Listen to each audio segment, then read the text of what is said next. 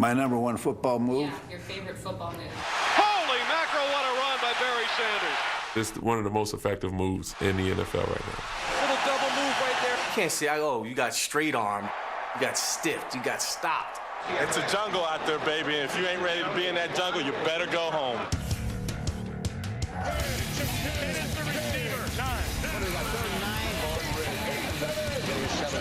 All 6 of you work your tail off. 5 seconds left. 4, you dreaming? 3, 4, that was 3. 2, rushing 2 weeks. 4, Are you ready? Today, we're counting down the 10 best moves a football player can make. that looked like something out of a video game. Slips, falls, lobs it to Craig. Touchdown 49ers. Walter Payton was the best at it. I haven't seen shifty moves like that, hips moving like that since Walter Payton. Peyton Manning is a master of it today. For a quarterback that's 6'6", he's very mobile. It's great to have quarterbacks that can run. We're not just talking quarterbacks. You've got to look to catch the ball with your hands, but also use your peripheral vision. Tiptoes the back of the end zone. I am so glad for football move, you have some O-line moves. That's what cowards do. Mother, you're going to get your jaw jacked. Because they can't block you. Listen to me. Is there such a thing as a clean offensive line? Everybody's dirty. You try to break the other guy's nose. It's just me and you, and I have to prove something to you. I'm stronger, I'm tougher. You can't punk me out here right now. Wow, what a play. Oh, my God. Stay tuned to see which moves juke their way onto our list. When you get to see it on film, you're like, ooh, that was nasty. The number 10 football move of all time, the spin move. Wow, the spin move. He spins out, scrambles back against the grain. Love the spin move. Don't think there's enough of it in the NFL. Oh, what a play. I marvel when I see something like that. Was that ever spectacular? Man, you talk about abracadabra. Oh! Why does it work? I don't know why it works. I mean, all you're doing is spinning. You're not doing anything. Why don't they just tackle you while you're spinning? I don't really understand exactly why it works, but it does. And you go in there and okay, now I'm spinning. What the hell's going on out here? Everybody grabbing out there. Nobody tackling. Grab. Good move if you could perfect it. If you can't perfect it, when you come out of the spin, you're going to get smacked. So you better know what you're doing when you spin. Spinning objects can hypnotize and excite those around them. And our number 10 football move has done both throughout NFL history. When I think of LaDainian Tomlinson and his ability to turn what looked like a 3-yard loss into maybe a 2 or 4 or even a 15-yard gain, oftentimes it was the spin move and being able to get out of a sure tackle. That's insane. I would consider the spin move to be where you use their leverage against them, because as they hit you, you spin. You not only break the tackle, but you make them look bad because they fall down. Did you just see that? The spin move, to me, the originator, Chuck Foreman, would be the original spin move. Chuck Foreman, Super Bowl 11. I never felt like I could ever fall for a spin move. He's spinning away from guys. He breaks it through the line. He's going down the field, and I'm just winding up, and he goes, woo, and I go flying right by him. I said, holy mackerel, the spin move. He did the spin move on me. But Chuck Foreman did it so gracefully. And then I think Barry Sanders sort of capped it off and brought it to a whole nother level that every running back wishes they could do the spin move. Unbelievable. Holy mackerel, what a run by Barry Sanders. How can you put a spin move number 10? Because it's the only move that can be used as a method of attack by the offensive and defensive players. The Predator has got him and drops him. It's a top 5 move, in the very least. I went up and spun on him. The person that comes to mind that is really deadly with it is Dwight Freeney. Left him one-on-one. They came with a spin move and just threw the tackle to the ground. It's all about steps and the timing of your steps and getting that offensive lineman to lean on you at the right time if you can spin back inside. He came with his spin move. I can tell you that just watching him play, those offensive linemen are terrified when they line up against him. Brainy came with a bull rush spin move to the inside. The spin move has spun its way onto our countdown as the number 10 football move of all time.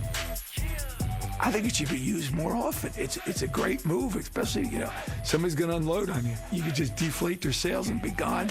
Good move to use. A little razzle-dazzle, if you will. Oh, did you see that? Did you see that? Oh, my. Some moves that could have made our list are now off limits. Our hands were going right at the guy's neck. Boom, you get these guys. Like Chris the Hangman Hamburger's signature clothesline. I had the habit that I developed of tackling high. I mean, I've got that mentality that we ought to be able to do anything that we can do to get them down. I mean, if you can clothesline somebody, I think you should be able to do that. I mean, if he doesn't want to get clotheslined, let him duck his head. Our next move isn't a high hit, but a low blow.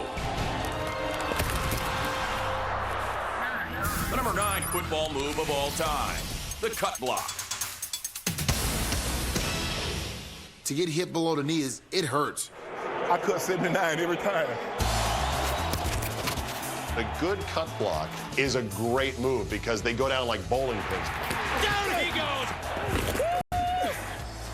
Trees falling on the head. I used to love cut blocks because it's the great equalizer. They're coming off the ball so hard, you had to wait till you looked them in the eye, and then at the last second you dip. So I'd be like, oh, really? Woo. That's like in a heavyweight fight. You go to the body, you marinate the meat, you tenderize it a little bit. Even a quarterback can use our number 9 move, but typically it's performed by offensive linemen or running backs. I'm going to take my arm and my shoulder, and I'm going to aim for your thigh. And I'm able to cut your feet from up under you so you can go flying in the air. 215, 250. I'm giving up a lot of pounds here. I need something like the cut block. They get a full head of steam and they're charging at you. It slows them down because they don't know what to expect. It really helped protecting the quarterback, especially as much as we threw the football. One of the best cutters in the game was Emmett. One of those guys that could cut anybody down. Cutting allows blockers to go on the offensive and to get creative. He went down like he was going to cut one time and didn't and came up. Oh, Emmett killed it. Mangum, 26, is headed for Emmett, and he is sorry he got there. And I was like, I got to add that to my game. I could see why players would have an issue with it being a dirty play. I mean, you're going right at the kneecaps. They get mad at you and they say, don't do that again. Which one of y'all try to cut me, man? Say, okay, I won't. And the next play, you do it again. It's hilarious. That's why defensive players always are fighting offensive linemen. You better watch yourself, big dog. You better watch yourself. You gotta go for my legs? Are you kidding me? Come on. Man up and block me in the face. Don't like that. Hit me in the chops if you dare, but don't go for my legs. Come on. That's weak as Coward. All you offensive linemen out there are a bunch of cowards. Crimean River.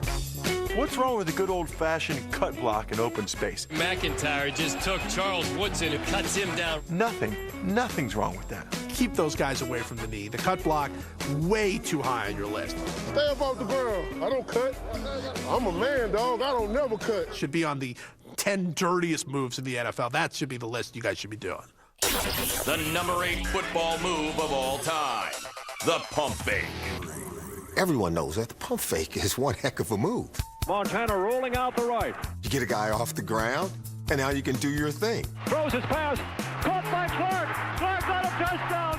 Pump fakes are great. They're 2 for 1. They get linemen jumping, getting their hands up. They get corners biting. Peyton looks, pops. He throws backdoor to White. Touchdown! He puts the ball up, and I do this. You see a guy just go up, everything, arms, legs spread out. Roethlisberger with a pump fake, and Antonio Cromartie left his feet. You take advantage of defensive backs that like to peek at the quarterback. Nice pump fake by Matthew, holds the defense. When you have the out and up, you see that defensive back absolutely bite on it. Pump fake to the end zone. Houshmandzadeh has it. You're looking at your guy, you pump, and then once he realized you didn't throw the ball, you kind of hear him go, oh no. McNabb's pump fake. There's Will Allen. He bit. There's different types of pump fakes. Some guys just like a little shoulder movement, a little hint like that. Warner had a great pump fake. Kurt sometimes would just do this little, and defensive backs would jump the route. Pumps, lobs, right corner end zone, touchdown. Staubach used to use a real pump fake where like you're literally starting to throw, but you don't. You hold on to the ball. Roger pumps it once. Roger Staubach used our number 8 move to make the Hail Mary possible. Down the near sideline for Drew Pearson. Pearson makes the catch at the 5, touchdown. You know who's good at the pump fake? Doug Flutie. You'd have guys levitating the whole 9 yards, and then he'd deliver it sidearm. What's his name in Pittsburgh? Roethlisberger making a career out of a pump fake. Pumps, pumps, pumps. Now runs around. Tom Brady does it really well. Brady fakes the pass left, now fires left to right, open, touchdown. Romo does a whole shoulder fake in addition to a pump fake, and that can get guys turned around pretty good. No one pump fakes more than Brett Favre. Just to try to get Homer, I feel like this, to try to get him to go up so I can lift up. Brett Favre, he's in his own class. Straight back in the pocket, he pumps. He'll pump fake late in the play, early in the play. Favre pumps, comes up over the middle. Touchdown. He'll pump fake to multiple receivers. He'll pump fake just his hand in thin air. He's 5 or 6 yards beyond the line of scrimmage, and he pump faked in. Look, guys, I'm still out here just having fun. That's how we go. I just come out pump. Still having fun. I don't think there's any quarterback that's great at it. All you got to do is, let me tell you, drop down and you go, huh. I'm sure it affects defenses, but it's so overblown by analysts. Brett Favre has one of the deadliest pump fakes that you've ever seen. Oh, watch Brett Favre's pump fake right here. Look, he moved the safety right off the hash. And you see the safety just backpedaling. That was Brett Favre-esque. The man who faked us all on his retirement holds the record for the longest touchdown pass after a pump fake. Here it's caught at the 35, the 40. 99 yards to Robert Brooks. He's going to go for the touchdown. Robert Brooks.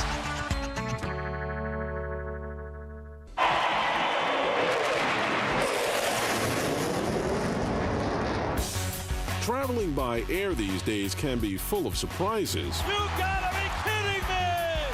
But that hasn't stopped NFL players from taking to the friendly skies. What a play! There are hurdles and helicopter spins, along with fantastic flips and dives for glory. Blood went airborne. Put on the Superman cape. But the air miles that pay the most dividends are the ones that land in the end zone. Touchdown! However, why jump over someone if, like our next move, you can just run them over? The number 7 football move of all time, the Bull Rush. The Bull Rush. Oh, the Bull Rush. Fantastic individual effort. Just coming and just driving people back, like their feet were on skateboards, into the quarterback, and nothing fancy about it, just so strong. Anderson takes the snap. Here comes the pressure. He's hit. The ball is loose. Get on the ground. The Colts pick it up. With the ball running is Robert Mathis. What nice bull. I like the Bull Rush. That's beautiful, old-fashioned football as far as I'm concerned. Hit. Fumble. The Falcons have it. I booed him. He let me go so easy. I was like,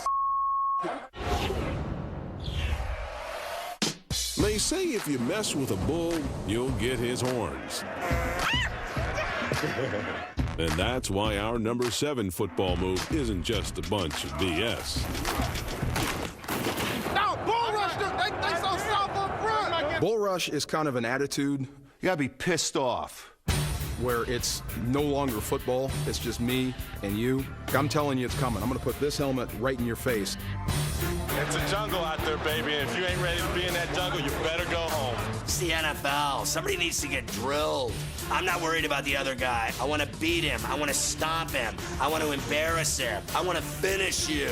Hey, Sula, you better hope I never get back in there. I will kick your... Like a surging tsunami, a bull rush causes devastation among quarterbacks and leaves offensive linemen filled with anxiety. I don't like the bull rush. Worst thing in football. Bull rush is the worst thing in football. I don't know one tackle that just says, give me a bull rush. I love it. You know, the bull rushes are awful, yeah, because you're setting for so much speed now, you know, inside moves, spin moves, and then a guy just goes and tries to stick his head right into your chest. It's awful. You've got to take these defensive ends out of the game. I done bull rushed him 3 times right on top of the quarterback. If you can start a game off and you can bull rush an offensive lineman, then your day is pretty easy because now you've taken away his greatest strength. And what I mean by that is most offensive linemen are taught when they're backing up to sit down on a defender when they start to engage. But if you could take that away from him and push him back and put him in the quarterback's lap, now he doesn't know how to block you, and it opens up everything else. So I'm a big fan of the bull rush. When you talk about the bull rushers, you talk about the guys that are massive guys. Adamakin Suh. Vic takes the snap. He's got time. Pocket holds. Now it collapses. Down he goes. I think of Reggie White. Reggie White on the sack. Most linemen have nightmares. They already knew that was one guy they could not block. Here's Drew, straight back in the pocket. Here they come again. Reggie got him again.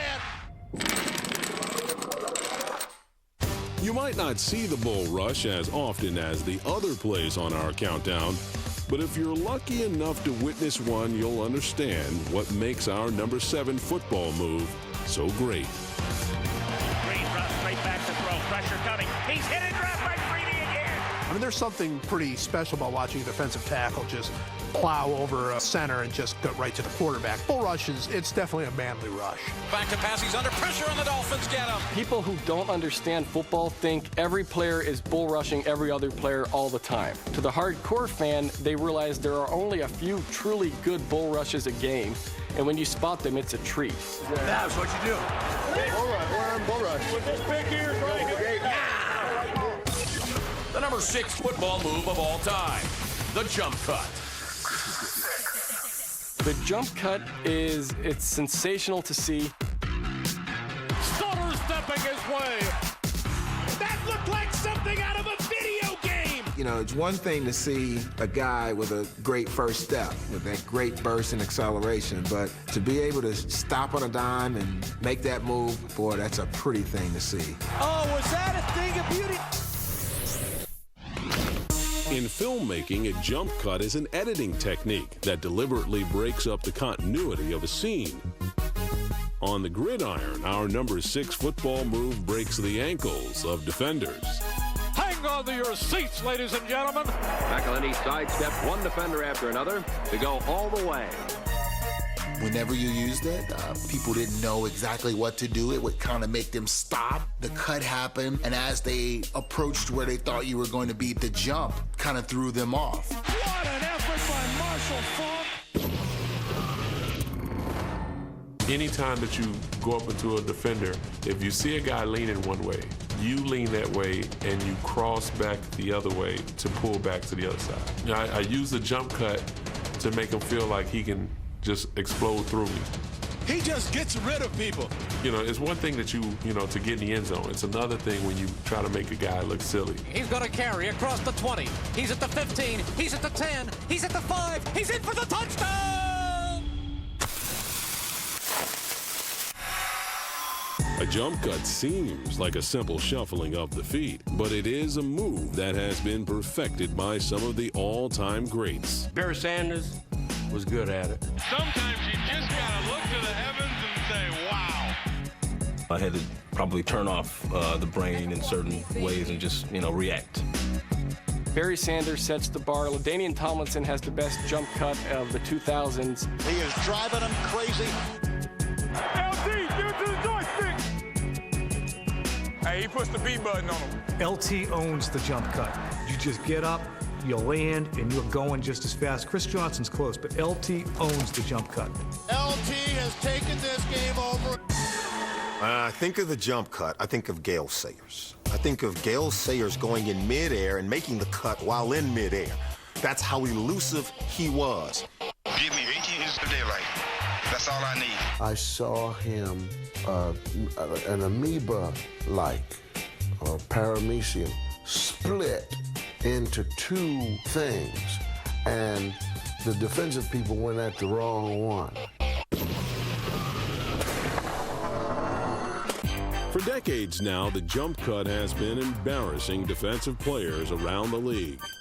So you mean to tell me this gonna be on TV? Damn, I done messed up. And although its true intention is to make people miss, this unique football tactic has struck a spot on our countdown as the number 6 football move of all time. Goes right, left, and now gets rid of all of the Broncos. But those guys who can leave their feet, hit the ground, and bang, they're 10 yards away from them. You thought you had them, but you're tackling air. You gotta be kidding me! No! When you have that as part of your game, I'm telling you, it makes defensive backs in space very nervous. And now, the number 5 football move of all time, the play-action pass. Number 5. You want to make the play fake look exactly like the running play. Play action pass. Hey, play action pass. Our number 5 move requires sleight of hand and a little acting ability. You got to have some improvisational skills as a quarterback. And a play fake. Young goes deep middle. He's got Jerry Rice. Touchdown 49ers. Yeah, if you do a lot of play action, a lot of faking, it's important to be able to fake guys out. A nice play fake from Peyton Manning. The key to a play action is between the quarterback and the running back. Those guys got to have a good mesh. You want the defenders to see the ball go into the belly of the running back. Once you see that extension and you can see the ball, now it looks like for sure he's going to get it. Yeah. Then pull it back and hide it. That little moment of lollygagging. It's just like, la, la, la. Ah, still got the football. Action fake this time. Faked out everybody. He's got Sanders in the clear at the 10. Touchdown, Washington Redskins. As a running back, he has to make sure he crunch over the ball and act like he has the ball and continue to carry that out. You gotta really read that play action now. The linebackers with that, oh, crap moment. It's tough when you're an aggressive player. It's tough. I'm coming up, and then they pull it back out. Rodgers fakes the handoff, bootleg left. He takes it into the end zone. You feel like such a jerk. You used to have guys like Steve DeBerg. Here's the fake handoff. Who was so effective in the play action fake. Lost it in the end zone. Caught, touchdown, Kansas City. Brett Favre, very, very good at play action. Handoff, Gerhardt. Del Favre fakes the handoff to Gerhardt. Throws the middle for Harvin. He's got it. You know, right now, Aaron Rodgers, a lot of his runs and passes seem like the same thing. You know, Tom Brady, I've seen him with some fakes that just really kind of faked me out in the press box. Like, wait a minute, what did he just do? Boomer Esiason, my former teammate. Play action fake, Boomer back to throw. Boomer had a way of throwing that hand up as if, oh, I've already handed it off. He's got the ball tucked in his belly. Boomer a play action. Eddie Brown be running wide open. He's wide open. There's the man down there, Eddie Brown. And if Boomer Esiason were able to perfect it, Peyton Manning has taken it to another level. You look at Peyton, you don't know if he's going to hand it to the kid or you don't know if he's going to fake it. What a sales job. Everybody bit. His mannerisms are the same. Peyton sells the living daylights out of it. You think pass, they run. You think run, they pass. He's the puppet master right now. If you look at his steps on a running play and you look at his steps on a play action fake, you wouldn't know the difference. They come back with the same action, the same look. Man, he's good. You knew it was coming. The number 4 football move of all time, the swim move. Number 4. You know what the great thing about the swim move is? You can swim move on your own. In the grocery store, Subway, whatever you need. Oh, slide right by you. It's very simple. Boom and over. I got Clyde on swim at that. That up and over, that swim move that we call it. Once you get up and over, you're on the quarterback immediately. Hey, saved by Kevin Williams. If you can get that arm over the top, you're free. The number 4 move on our list is used in hand-to-hand struggles, where one player must get past another. Come on! I told him! Come on, man! It just gets them behind you. It's a great technique. I'll probably swim it. With this right here, I'm gonna swim it. Most coaches will teach you if you're gonna swim, you want it against a guy that's smaller. Any other lineman, unless you're taller than the guy, forget the swim. Swim move was not really my move. That's for those taller guys. You had to be able to put your arm over his head and swim. Hey, what's Redding's moves? He likes that swim, right? I'm not sure that height has anything to do with it. I think it's tenacity. I think it's technique. I think it's being relentless. When you're swimming, you're exposing your upper body. You're exposing all of that for them to block. Offensive linemen are so good. Right when you swim, we hit you right in the ribs. A good offensive line gets you in that swim move, he's going to drive you right out the play. Young players must learn when not to swim. Touchdown! Kansas City! Jamal Charles burns this Raven defense. See, look, when you swimmed it and went backside, the hole too big. See, when you swim and went backside, the hole too big. There was a big hole where he should have been. Many of the NFL's best defenders have mastered the swim move. Simeon Rice. Because he was so tall, he was 6'6", he could swim offensive lineman. 3-step drop, Gannon looking under pressure. Simeon Rice. Gannon did not have a chance to pull the trigger. My God, man, that's the way to hit it, man. They can block that. They can block it. Good penetrating offensive tackles usually end up mixing a swim move every now and then. I remember John Randall used to get in that gap and kind of swim over. Kevin Williams of the Vikings. He is a great embodiment of what a swim move involves. Power and agility. Flacco goes back to pass out of the shotgun. He was hit, and he dropped the ball. When you say swim, I think of Bruce Smith. Some guys can only swim one way. Bruce Smith can do it either direction. He can go from right-handed to left-handed, and he could do it smooth. Big Bruce had a nasty swim, but 3 moves ranked higher. Find out which ones made the cut when Top 10 Football Moves returns.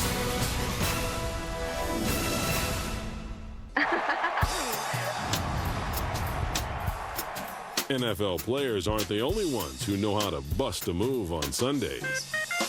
I like this kind of party. I like this kind of party, baby. From hair flips to belly flops, NFL cheerleaders and mascots display moves that challenge the laws of gravity. And who's to say NFL fans can't put on their own game day performance? Oh, my God! These rhythmic motions might have us all shook up, but they fail in comparison to our number 3 football move. Thank you very much.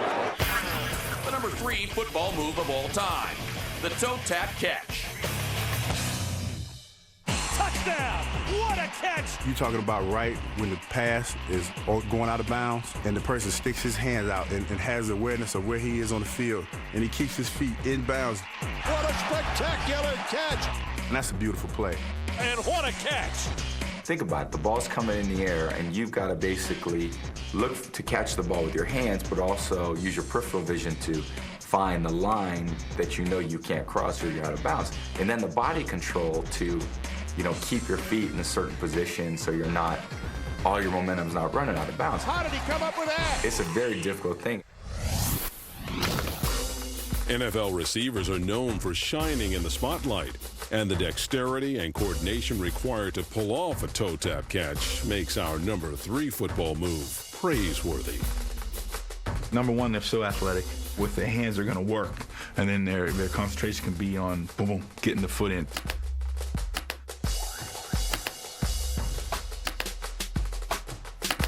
I think that kind of tap is sort of a signature move that sends a message to the officials, to the referees, hey, I got it right. And don't you dare try to say, I didn't make this catch without getting both feet in bounds. I don't teach them to tap, I teach them to drag the back foot. Because I think if you can kick up dirt, drag it and kick up dirt has a better effect on the official down the sideline. Tiptoes the back of the end zone! Thousands of hands and thousands of feet have come through the NFL over the years, but who reigns as the top dog of the toe tap? I think of Randy Moss. I think of all of those one-hand grabs. They can't jump with me. Golly. Marvin Harrison, to me, is spectacular. His body control, first of all, but his level of concentration is incredible. Holy mackerel, what a catch by the great one, Marvin Harrison. And a lot of guys can't do that. The guy that comes to mind with those one-hand catches staying in bounds, Chris Carter. How in the world did he stay in bounds? Toe tap catch, I think of Chris Carter. The way he could stick them, then just fall over into the sidelines after that. Chris Carter's a toe tap king. I pretty much can figure out how many steps it's going to take, how long the ball has been in the air, what kind of move I put on the defender. I know how much space I have. Get my feet in bounds, stretched out, you know, almost horizontal.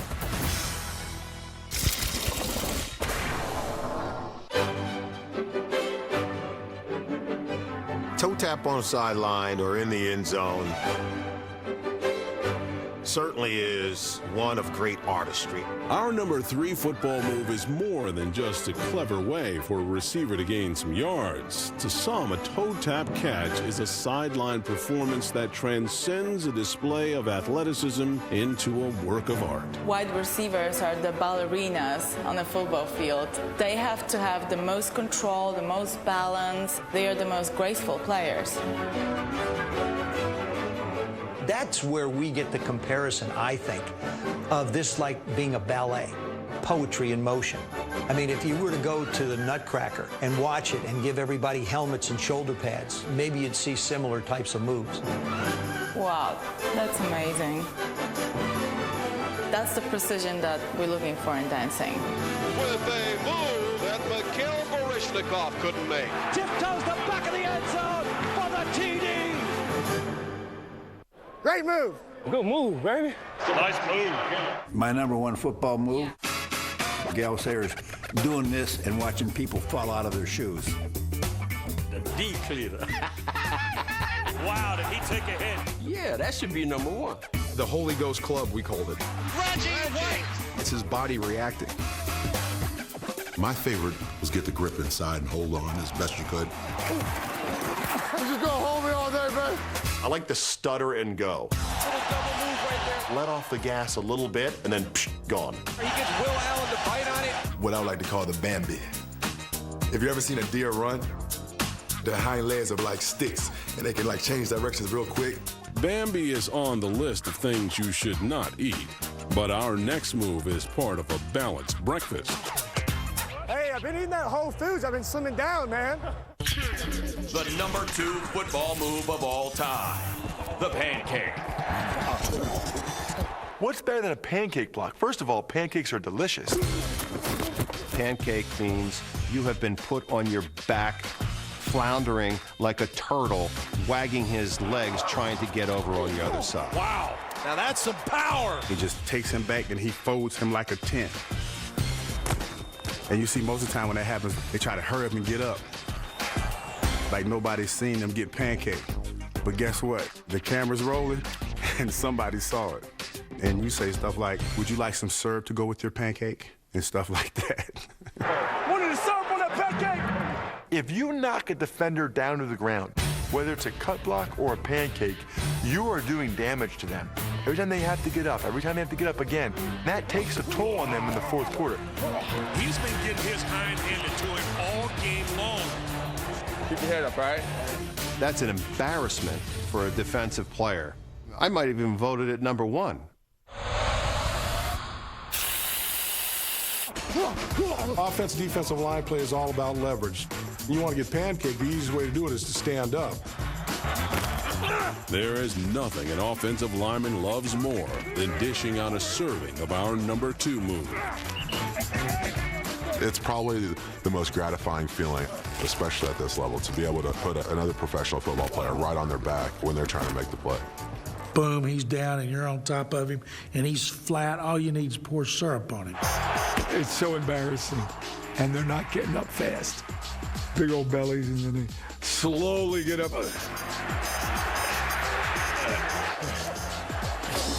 Hey.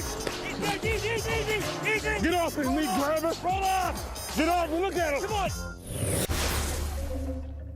You did a hell of a job yesterday. Got a couple pancakes even.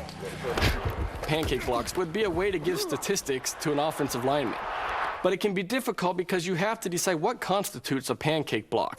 Sometimes the defender actually slips first, and that's what leads to the pancake. If the guy doesn't see you coming, not that hard to pancake block somebody. You weigh 300 pounds. You got to pancake block the guy. The best pancake blocks are the ones like right off the line. Just plow over a defensive line. That's a pancake block. A lot of the best ones come from running backs. And because a block is all about leverage, it's the shorter players that really get the best pancake blocks.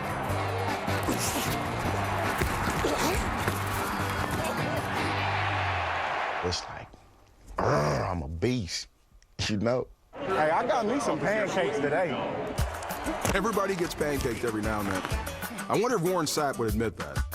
Sorry, Warren, we have it on film. But as any NFL veteran should know, you always need a good excuse for your pancaking. My damn ankle keep giving out. I've probably been knocked on my butt a few times, but I will never admit that I've been pancaked. And now, the #1 football move of all time, the stiff arm. I like the stiff arm. You know what? Getting that arm right into the guy's face and driving it back. Check out the stiff arm. When you pick up Madden and say, what button says a stiff arm? Everybody knows a stiff arm. The stiff arm is the #1 move. They fashioned the Heisman Trophy after this signature move. It is classic. The quintessential football pose that you always see. You can't say, oh, you got straight armed or I got straight, no, stiffed arm. You got stiffed, you got stopped, you got dissed.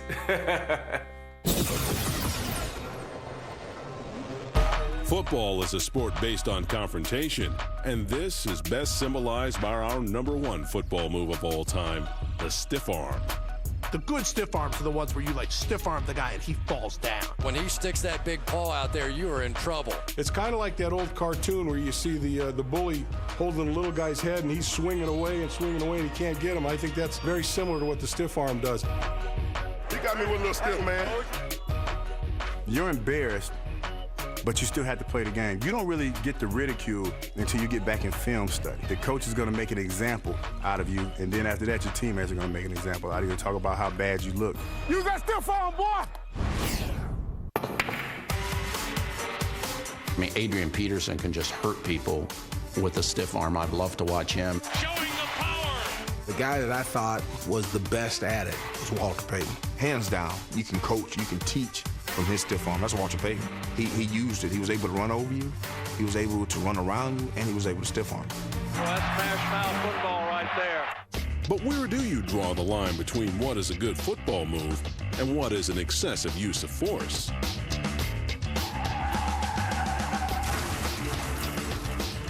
I hate that defensively you can't touch anybody their face mask, but they can stiff arm you in their face. I hate them. A running back can blast a guy in the head with his hand as a stiff arm, but if that same guy did that to him, it would be a penalty. Something's wrong with that. And they shed that guy like it was a Tennessee fly. To me, the stiff arm is like the last piece of legalized outright violence that nobody pays any attention to. What a stiff arm actually is, it's a violent punch to the face, and that's why we like it. You just take the palm of your hand and you try to break the other guy's nose. I saw Willis McGahee give a stiff arm at Oakland a couple of years ago and just sweep down a safety and then ran 50 yards into the end zone. That wasn't a stiff arm, that was just a punch that knocked him about 5 yards. Hewitt Dixon of the Oakland Raiders. The stiff arm used to be boom. Hewitt Dixon's stiff arm was boom. Boom. Try and make a tackle and catch him right under the chin. Instead of pushing him down, he hurts you. Boom. And I can't believe more guys don't do that. I think it's a beautiful technique. A timeless technique that is just as effective today as it ever was. The stiff arm is football's #1 move. It's beautiful, it's devastating, it's physical. It's all those things wrapped into one. Everyone has a stiff arm move. Even defensive linemen, after coming up with a fumble or an interception, have a stiff arm move. He just shoved Humphries. He kept him at bay, and Humphries didn't want anything to do with it. There cannot be a fantastic run without a stiff arm. I mean, look at Marshawn Lynch against the Saints with that stiff arm on Porter. 40, pushes the man, 35, look at him go! And another one of the greatest runs ever, Garrison Hearst against the Jets. Across the 20, down the sidelines, 30. The one thing those plays had in common, they both featured devastating stiff arms. He could go! He is gonna go! To the 10, to the 5,